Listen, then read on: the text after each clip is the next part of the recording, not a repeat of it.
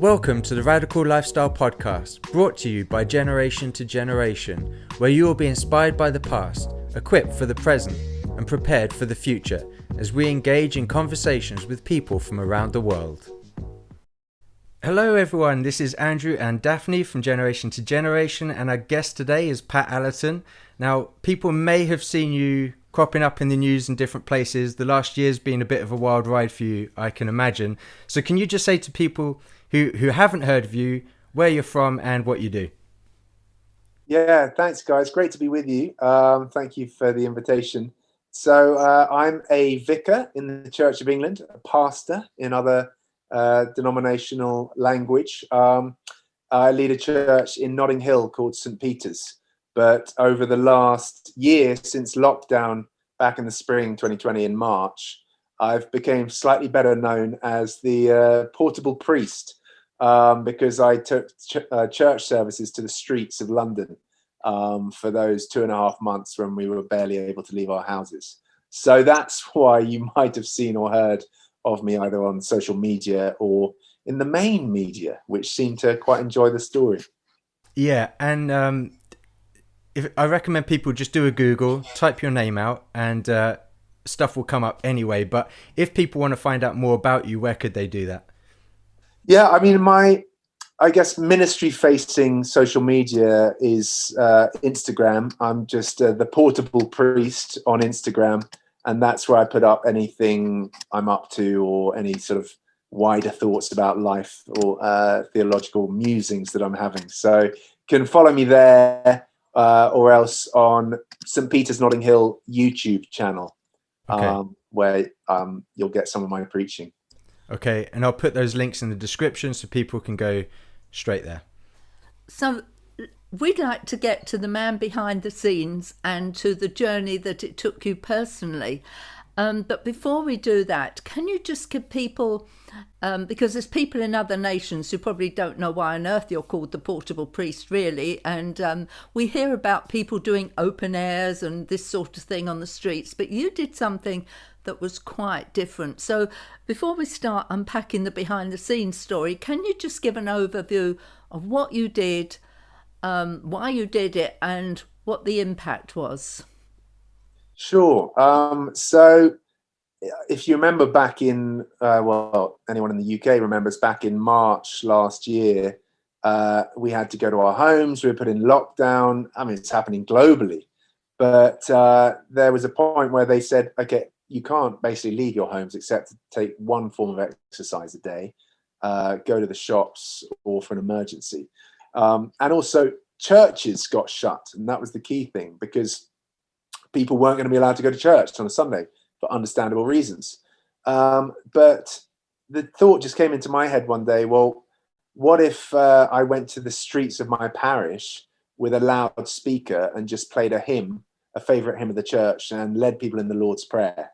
You know, when you're taking a 1K sound system to the streets, you know, you don't want to outstay your welcome. So you need to get the balance right and the tone right.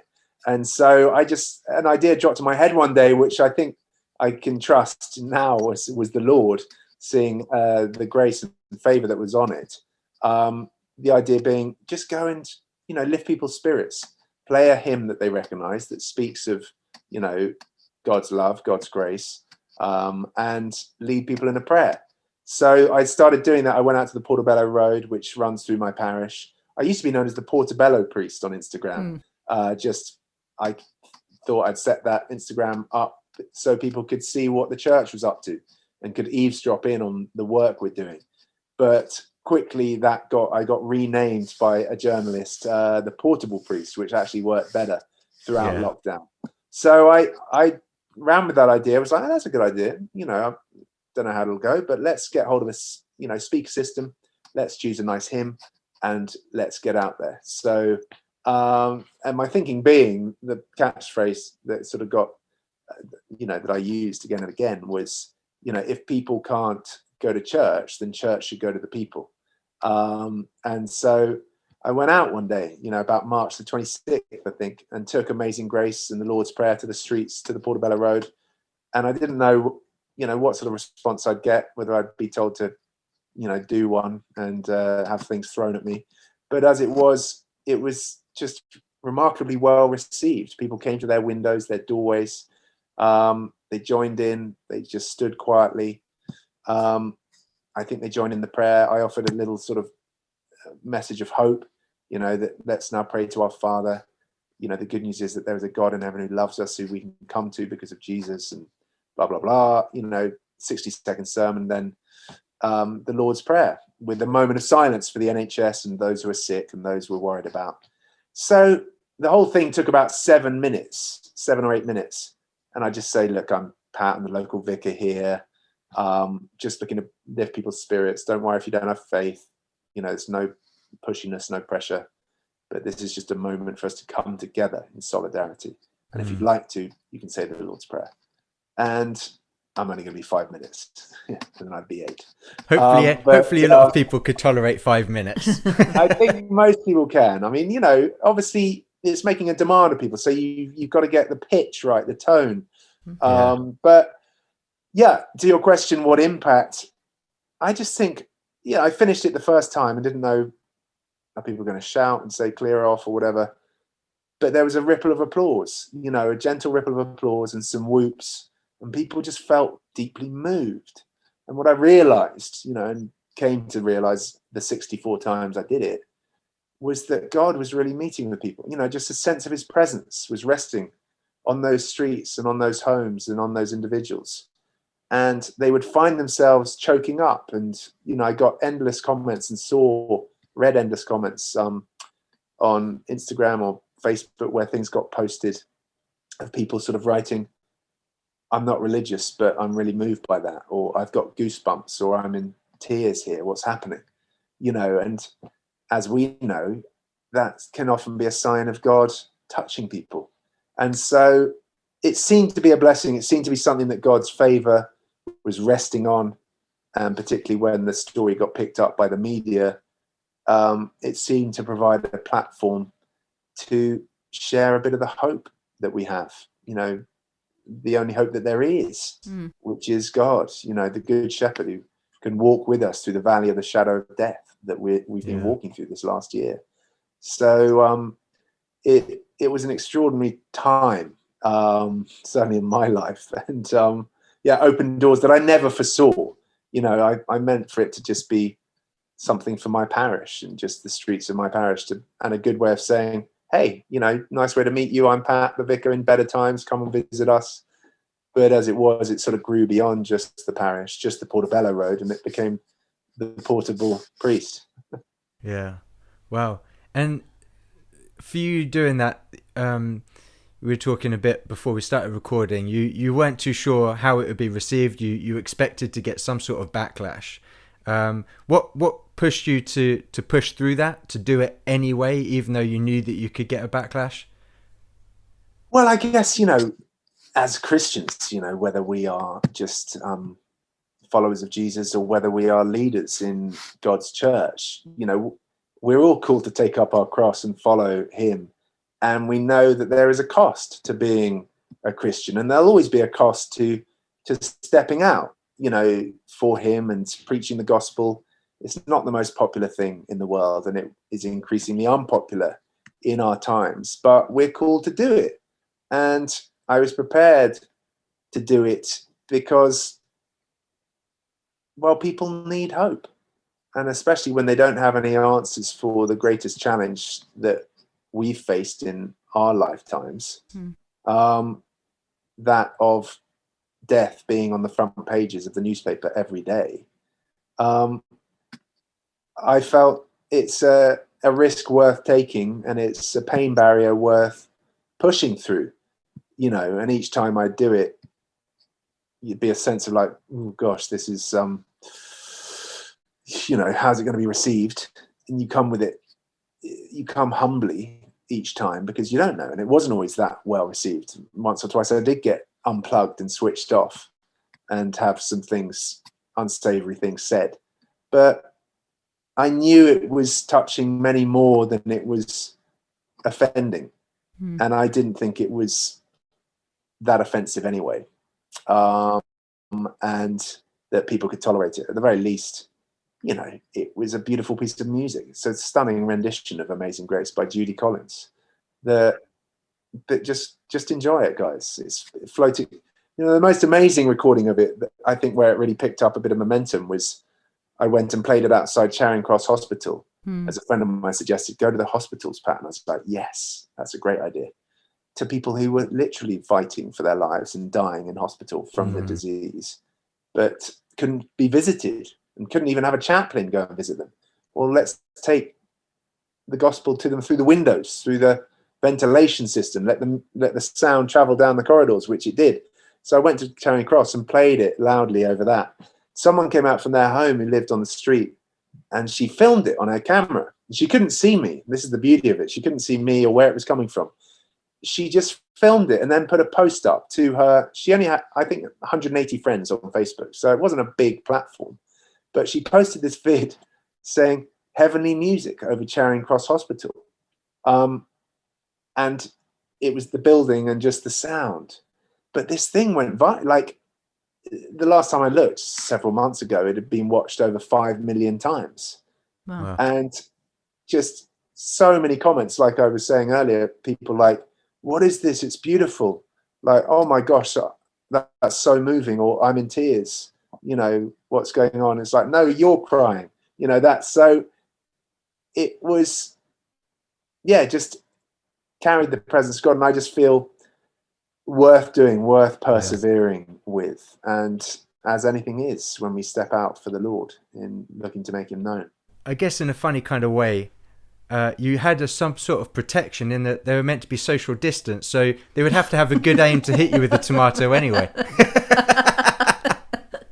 Exactly. I would have taken it as a badge of honor if I'd been nailed with any tomatoes. But, and I take the unplugging. The one woman who came and unplugged me said, "Do you have any idea how disruptive you're being?"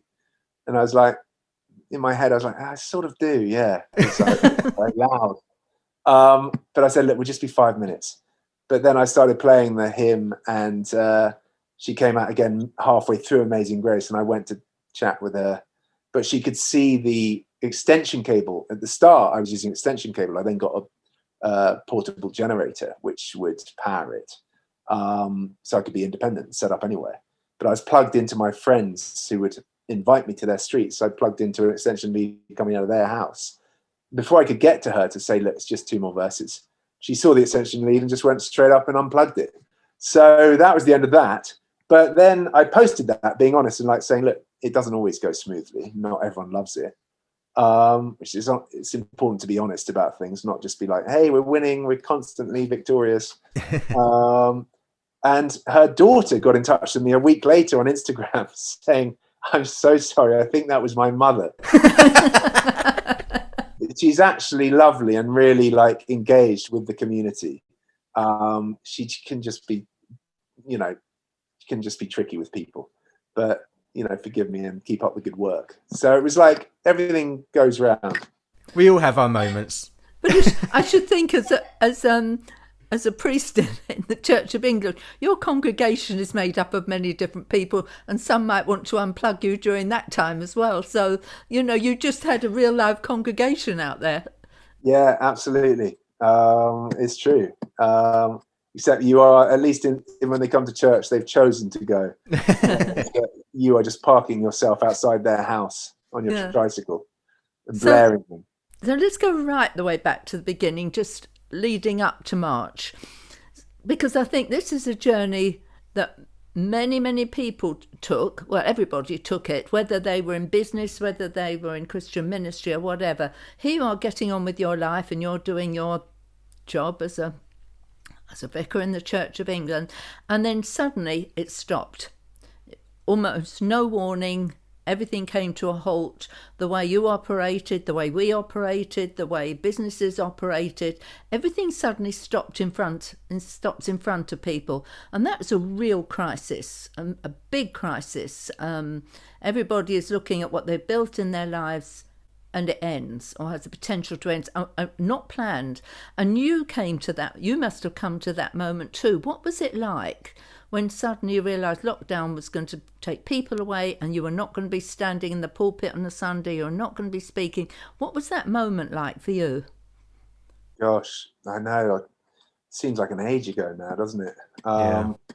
But I think the most extraordinary thing is I often reflect and have done that. If you remember back to it, yeah, it was awful, and was a crisis, and it was, there was fear and there was tragedy and sickness and obviously death.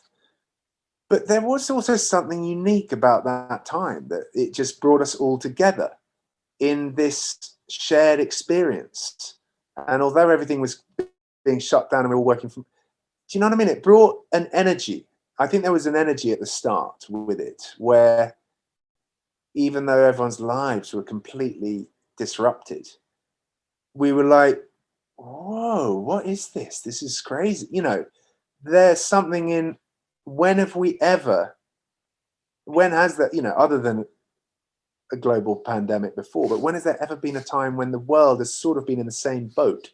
Mm. And I think that's something quite unique and sort of something quite special about it, in this shared experience, that we can see what's happening around the world, and we see, gosh, every nation is doing the same thing. So I wasn't too, it wasn't something that was like, okay, this is affecting us and everyone else is continuing their normal, like no one could open their church. No one could do it. So we're suddenly like, what are we going to do? And it's, what do they say? Sort of crisis is the inspiration of, innovation or something like that, or the mother of invention. So it's proved, I think, to be that in the church, with us having to get creative about how do we reach people, doing stuff online, and there's pros and cons about that, but certainly it's an easier way to reach people who aren't coming to our events or our buildings. People might be happier clicking a link and being like, what are these guys about? What are they saying? So yeah, I found it a strangely energizing time, and certainly getting out and feeling the Lord gave me a mission and a ministry to get out there, which I had I just knew it was, because I felt his grace on it. I never once sort of felt intimidated or fearful out there or nervous. I began to, right at the end, just before I finished doing it the last time, I suddenly began to feel like, oh, I'm a bit self-conscious doing this now. I'm a bit wary of pressing play, because it's like almost like I just felt the Lord's hand beginning to lift off it. And I was suddenly like, ooh, I like that hand being over it. Where's it gone? I'm not so keen to do it now, as we shouldn't be. Like, if the Lord's not with us, we labor in vain. So you said the Lord gave you a mission and a ministry, and I think that is so important that people hear that, because people who are in ministry, God hasn't stopped using people. He hasn't stopped the mandate that he gave us. The Great Commission isn't over. He's still given us a mandate, and he's given us a ministry. And I know for us, when it stopped, it changed everything, because we were traveling the world, we were speaking to thousands, we were on pastors, and that stopped. I mean, all our engagements were over for the year, but God gave us a mandate. He gave us a ministry, and creativity, I think, is a gift from God. And so, in encouraging people to still not think, well, God's finished, but actually he could just be starting something. Yeah. So certainly for me, I think it's opening doors that I didn't anticipate, I didn't plan for. We're all, and I've always been, my attitude is like, Lord, I'm your servant. Yes, I know I'm your son, but I'm your servant, and I'm in your army, and I'm here to be deployed by you wherever you want to put me. If you're in the army, you're sent, you're given orders. You're not asked, how would you feel about going over there? It's like you're told, go there for 0900 hours tomorrow morning. It's like, and that's always been my attitude. I'm like, Lord, here am I, send me. And I feel this has been a moment where it's like, okay, I'm sending you. And now there are other doors for me in my own life sort of opening up, and there are publishers wanting to sort of do a book of some, just like, look, we like your vibe, like what we like, how you communicate about God, even though they're not Christian, they're not, faith-filled people, but they're like, we think you might be able to produce a book that we'd like to put. I'm like, really? Yeah, I've never really thought about that before, and so new ministries and new missions can be birthed out of this and need to be and will be. And interestingly, like, I think more companies were in October 2020, I think more companies were launched than in October 2019. So there's all kinds of creativity and innovation that whatever it is, the emergency or desperation is the mother of invention. Yeah, I'm trying not to laugh here because I'm thinking. I can feel you, every now and again I hear you a little puff as you're trying to hold the laughter in. Because I'm thinking, let's get this down to the sort of the simplest form. You get on a bike, you put a loudspeaker in the, I don't know, you had a thing on the front of the bike. Anyway, you put a loudspeaker on. You said the Lord's Prayer, said a few words, play a song, and now the world wants to know about it and write a book. I mean, it's like, do not despise the small things. Yeah, well, exactly. I mean, it's suddenly like, it's a lesson about God's voice and obedience. And for me, the idea when I was outside my locked church, realizing people, we're not going to be able to gather here. And, I have ideas and all the time about things. We could do this in the parish. We could do this for church. I could preach on, and this idea came in and it felt like, as so often God's thoughts do, this idea felt like just one of my own thoughts. Like, what about heading to the streets with a hymn and a prayer and a loudspeaker? And I could, it sort of like a holy fear when I think back to like how easy I could have just dismissed that and be like, oh, Pat, no, now's not the time. Just thinking it's one of my own thoughts. It's not like a lightning bolt struck me, like, God, listen to me, this is my idea. It was like, it felt like just one of my own thoughts. And do not despise the day of small beginnings. It's like what God can do when you just step out, and He must be whispering and suggesting things to us all the time. And this is just, I'm so grateful I listened and stepped out on this one occasion. We have a statement that we say all the time. God is looking for a generation with a yes in their heart. And I think so often people are waiting for God to say yes rather than doing it and waiting for Him to say no.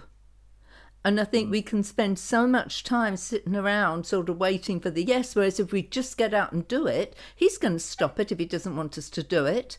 And really, that's what you did. Even though you thought it was from you, you thought, well, let's just get out and do this and see what happened. And I think it's easier for God to stop somebody who's moving than to get somebody who's moving. Get someone who's not moving to move. Yes, if that makes sense. Yeah. Oh, easier to turn a moving ship than move one that isn't moving. Yeah. Exactly. And He's already told us stuff we can get on with. Yeah. So, yeah.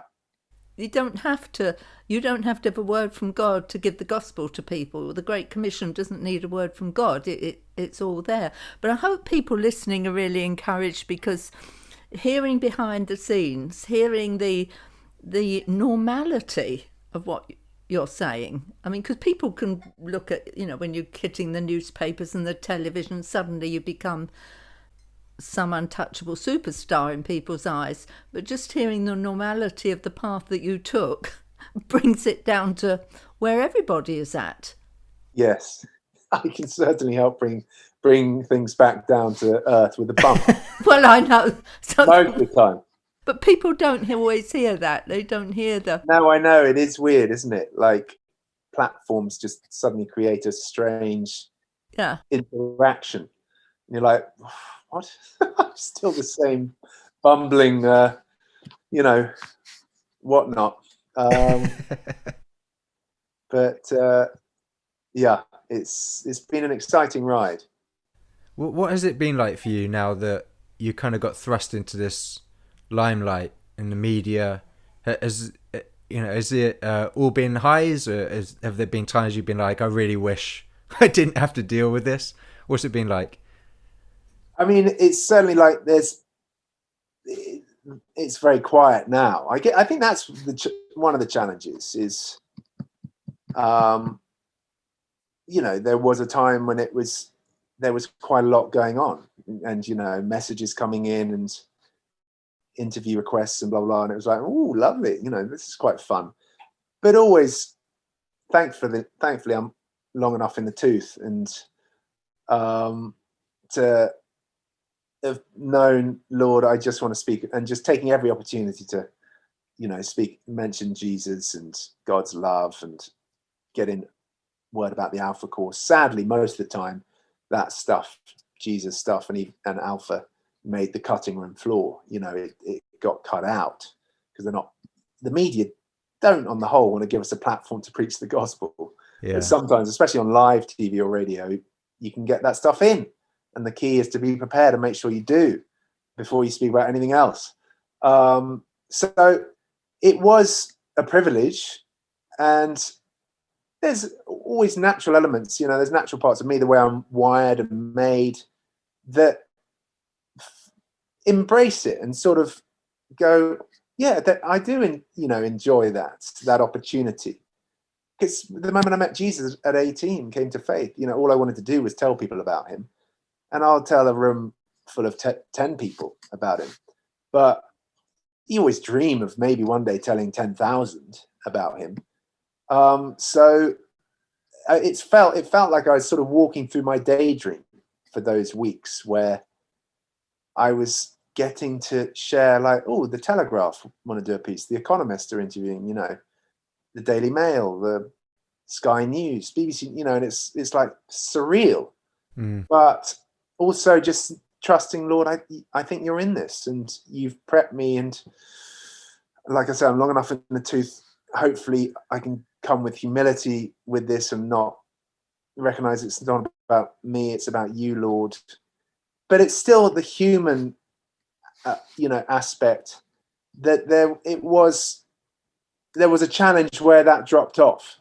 When you're getting quite a lot of attention and these doors are opening and suddenly the story's slightly being told, I sort of liken it to surfing a wave.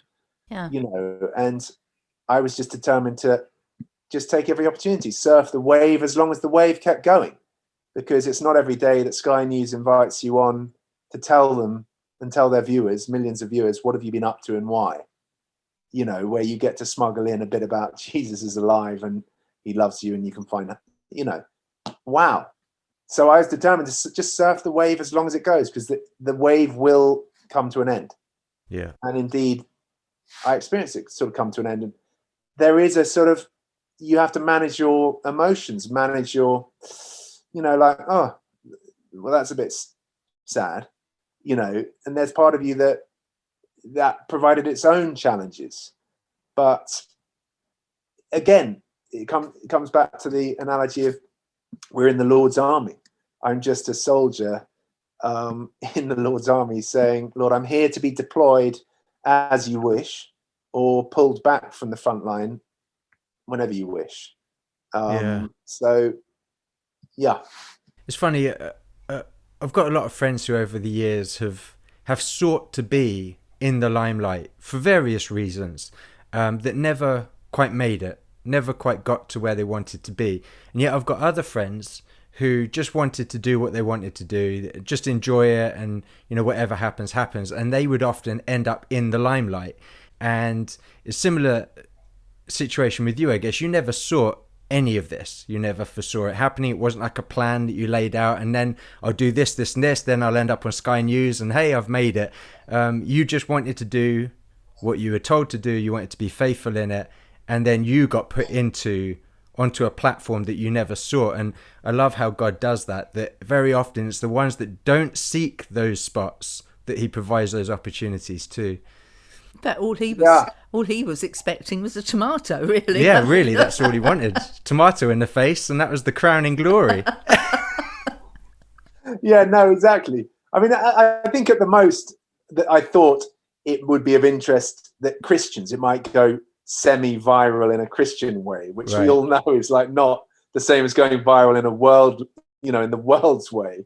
But I thought, okay, Christians might get excited about this and some of them might start doing it. But I didn't say no to any opportunity or any interview because it's,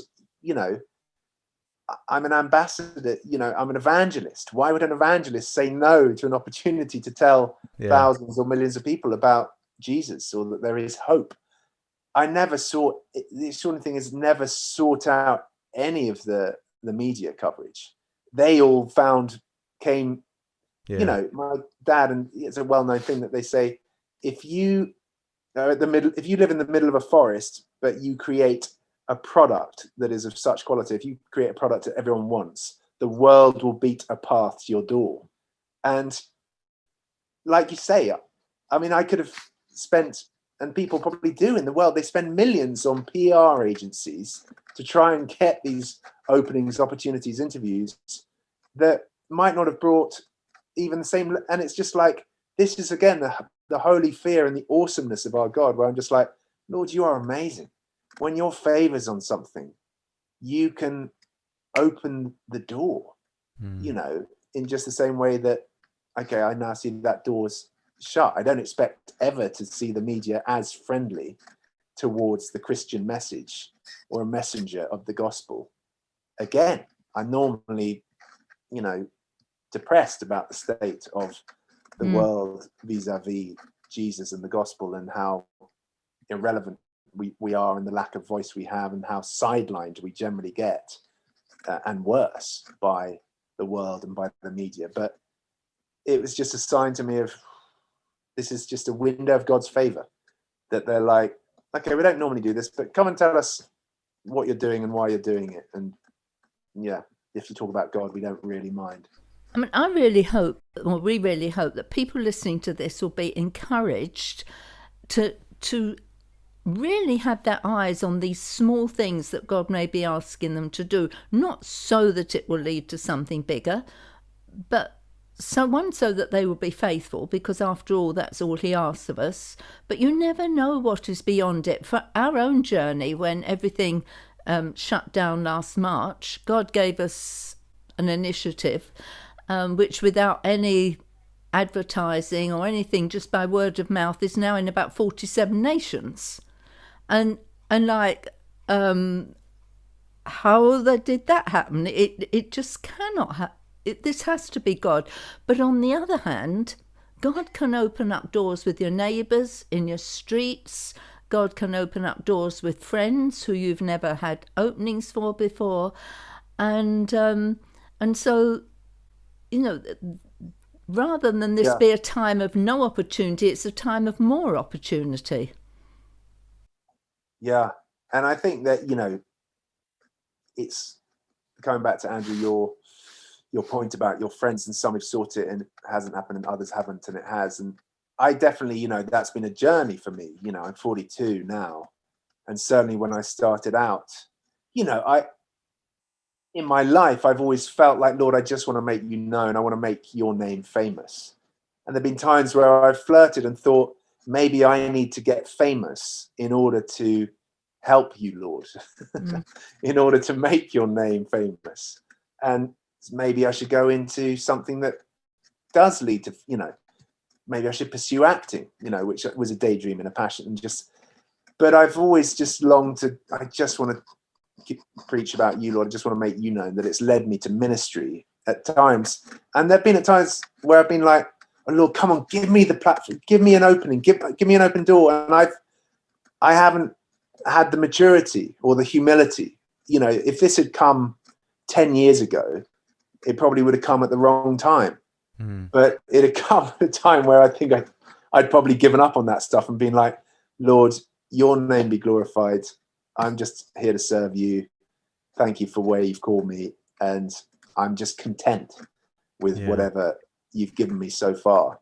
And I think it's when you get to that place, when the Lord's worked on your character and he knows he can trust you, which hopefully he knows that with me, he opens that, suddenly the door opens and you're like, oh gosh, I've slightly given up on this, but hey ho. Yeah, that's a big thing that we talk about our conferences, is the giftings and character. And very often, I'm not saying all the time, but there are some classic examples of people that had unbelievable gifting and the church elevated them and put them onto platforms, and sometimes worldwide platforms, but then the character wasn't able to handle the size of that gifting. And we often say to people, if they come to do internships with us or travel with us, we say to them, don't talk to us about your gifting. We're almost not interested. We want to talk about your character. And we say, if you develop the character, the gifting will naturally flourish.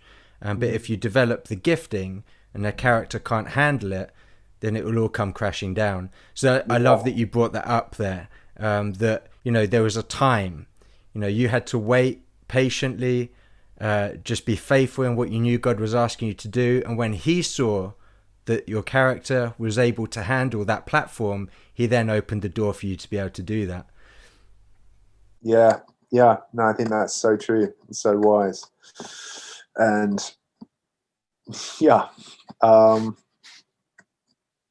I hope I'm still, I feel the same. I mean, that's the thing, the strange thing. Like, I'm exactly the same person as I was 12 months ago before any of this had happened. And I still don't think it's a particularly big deal that it has, and people are like, oh gosh, you're the portable priest. And it's like, what? I'm just just trying to tell some people about Jesus,